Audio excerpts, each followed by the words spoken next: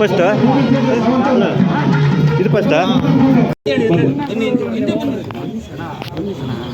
ಕೇಂದ್ರ ಸಚಿವರಾದ ವಿ ಸೋಮಣ್ಣ ಅವರು ಗುಬ್ಬಿ ನಗರಕ್ಕೆ ಸುಮಾರು 70 ಕೋಟಿ ರೂಗಳ ಅನುದಾನದಲ್ಲಿ ಈ ಯಶಸ್ವಿಯಾಗಿ ಅಭಿವೃದ್ಧಿ ಕಾರ್ಯಗಳು ನಡೀತಾ ಇದೆ. ಮೊದಲನೇದಾಗಿ ಸುಮಾರು 30 ಕೋಟಿ ರೂಗಳ ವೈಟ್ ಟ್ಯಾಪಿಂಗು, ಡ್ರೈನೇಜು 6 ಕೋಟಿ,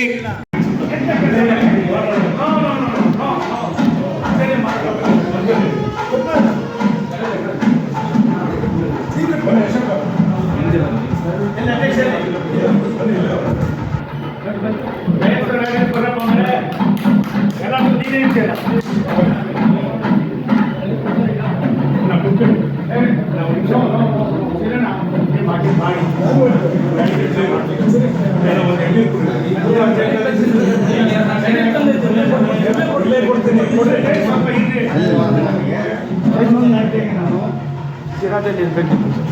ಇವತ್ತು 2.5 ಗಂಟೆ ಟ್ರಾಫಿಕ್ಕಿಂದ ಪೊಲೀಸ್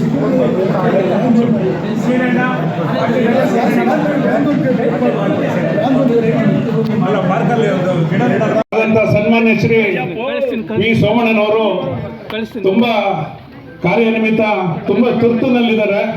ಅವರು ದೀಪ ಬೆಳಗೋದ್ರ ಮೂಲಕ ಈ ಕಾರ್ಯಕ್ರಮ ಯಶಸ್ವಿಯಾಗಲಿ ಅಂತ ಹೇಳಿ ಶುಭವನ್ನು ಬಯಸಿದ್ದಾರೆ. ನಿಮ್ಮೆಲ್ಲರೂ ಕೂಡ ನಾನು ಆತ್ಮೀಯವಾಗಿ ಸ್ವಾಗತವನ್ನು ಬಯಸುತ್ತೇನೆ. ಅದೇ ರೀತಿ ಕ್ಷೇತ್ರದ ಜನಪ್ರಿಯ ಶಾಸಕರು ಆದಂತ ಎಸ್.ಆರ್. ಶ್ರೀನಿವಾಸರವರು ಕೂಡ ಈ ಸಮಾರಂಭದಲ್ಲಿ ಹಾಜರಾಗಿದ್ದಾರೆ. ಅವರು ಕೂಡ ನಿಮ್ಮೆಲ್ಲರ ಪರವಾಗಿ ಸ್ವಾಗತವನ್ನ ಬಯಸುತ್ತೇನೆ. ಬನ್ನಿ ಬಂಧುಗಳೇ, ಲಯನ್ಸ್ ಕ್ಲಬ್ನ ನೂತನ ಕಚೇರಿ ಉದ್ಘಾಟನೆಯನ್ನ ನೆರವೇರಿಸಿದಂಥ ಮಾಜಿ ಸಚಿವರು, ಕರ್ನಾಟಕ ರಸ್ತೆ ಸಾರಿಗೆ ಸಂಸ್ಥೆಯ ಅಧ್ಯಕ್ಷರು, ಜನಪ್ರಿಯ ಶಾಸಕರು, ನನ್ನ ಕಿರಿಯ ಸಹೋದರ ಸಮಾನರಾದ ಶ್ರೀನಿವಾಸ್ ಅವರೇ, ಲಯನ್ಸ್ ಕ್ಲಬ್ನ ಅಧ್ಯಕ್ಷರೇ, ಶಿವಕುಮಾರ್ ಅವರೇ, ಬೆಳಸ್ವಾಮಿ ಅವರೇ, ಎಲ್ಲ ಪದಾಧಿಕಾರಿಗಳೇ, ಬಂಧುಗಳೇ, ನಾನು ಬೆಳಿಗ್ಗೆ 9 ಗಂಟೆಗೆ ಹೆಬ್ಬೂರಿಗೆ ಬರಬೇಕಾಗಿತ್ತು. ನನ್ನ ಈ ರಸ್ತೆಯಲ್ಲಿ ನಾನು ಸುಮಾರು 55-60 ವರ್ಷದಿಂದ ಓಡಾಡ್ತೀನಿ. ಇವತ್ತು ಬೆಳಗಿನ ವಾಹನ ದಟ್ಟಣೆಯನ್ನು ನೋಡಿ ನಾನು ಪೊಲೀಸ್ ಇಟ್ಕೊಂಡು ಏನೆಲ್ಲ ಮಾಡಿದ್ರು ಕೂಡ 7:45 ಹೊರಟವನು 10 ಗಂಟೆ 10 ನಿಮಿಷಕ್ಕೆ ಕುಣಿಗಲ್ಗೆ ಬಂದೆ.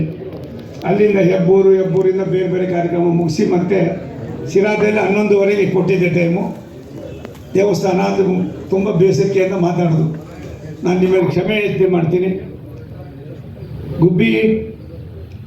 ಗುಬ್ಬಿಯ ಅಭಿವೃದ್ಧಿಯಲ್ಲಿ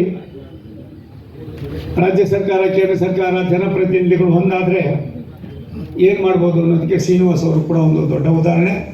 ಭಗವಂತ ಅವ್ರಿಗೆ ಇನ್ನೂ ಹೆಚ್ಚಿನ ಶಕ್ತಿ ಕೊಡಲಿ. ಒಂದು ಸಂತೋಷ, ನನಗೆ ಉದ್ದೇಶಪೂರ್ವಕವಾಗಿ ನಾನು ಯಾರಿಗೂ ಮಾತಾಡಿ ಮೆಚ್ಚುವಂಥ ಅವಶ್ಯಕತೆ ನನಗಿಲ್ಲ. ಅನಿರೀಕ್ಷಿತವಾಗಿ ನಾನು ಲೋಕಸಭಾ ಸದಸ್ಯನಾದೆ. ರಾಷ್ಟ್ರದ ನಮ್ಮೆಲ್ಲರ ನೆಚ್ಚಿನ ಪ್ರಧಾನಮಂತ್ರಿ ನರೇಂದ್ರ ಮೋದಿಯವರು ನಾನು ನಿನ್ನೆ ಬರಬೇಕಾಗಿತ್ತು. ನಿನ್ನೆ ನಮಗೆ ಕೇರಳದ ತಿರುವನಂತಪುರದಲ್ಲಿ 4 ಟ್ರೈನ್ಗಳನ್ನು ಏಕಕಾಲದಲ್ಲಿ ಬಿಡುಗಡೆ ಆಗ್ತಕ್ಕಂಥ ಕೆಲಸಕ್ಕೆ ನಾನು ಕೂಡ ಹೋಗಲೇಬೇಕಾಗಿದ್ದರಿಂದ ಹೋಗಿ ರಾತ್ರಿ ಬಂದಿದ್ದೀನಿ. ದೇಶ ಅಭಿವೃದ್ಧಿ ಅಂತ ಹೋಗ್ತಾ ಇದೆ. ಹಾಗೆ ದೇಶದ ಒಬ್ಬ ಮಂತ್ರಿಯಾಗಿ ನೀವು ಎಲ್ಲ ಇದ್ದ ಸೋಮಣ್ಣನ ಇಷ್ಟೊಂದು ಆಶೀರ್ವಾದ ಮಾಡಿದ್ದೀರಿ. ನಿಮ್ಮ ಋಣ ಇದೆ. ಆ ಋಣವನ್ನು ತೀರಿಸೋದ್ರಲ್ಲಿ ಒಬ್ಬ ಲೋಕಸಭಾ ಸದಸ್ಯನಾಗಿ ಹೆಂಗೆ ನಡ್ಕೋಬೇಕು ಅನ್ನೋದಕ್ಕೆ ನಿಮ್ಮ ಆಶೀರ್ವಾದವೇ ಕಾರಣ ಆಗಿದೆ. ಆ ಕೆಲಸವನ್ನು ಮಾಡ್ತಾ ಇದ್ದೀವಿ. ಎರಡು ಕಣ್ಣುಗಳು ಅನ್ನೋ ಯೋಚನೆ ಮಾಡಿ ಒಳ್ಳೆ ಕೆಲಸ ಆಗಲಿ.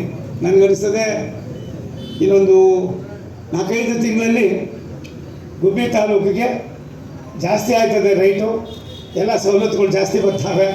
ಹಾಗಂತ ಅಂದ್ಬಿಟ್ಟು ನಿಮ್ಮ ಆಸ್ತಿಗಳು ಮಾರಾಟಕ್ಕೆ ಇಡಬೇಡ್ರಿ, ಮಾರಾಟ ಮಾಡ್ಕೋಬೇಡಿ.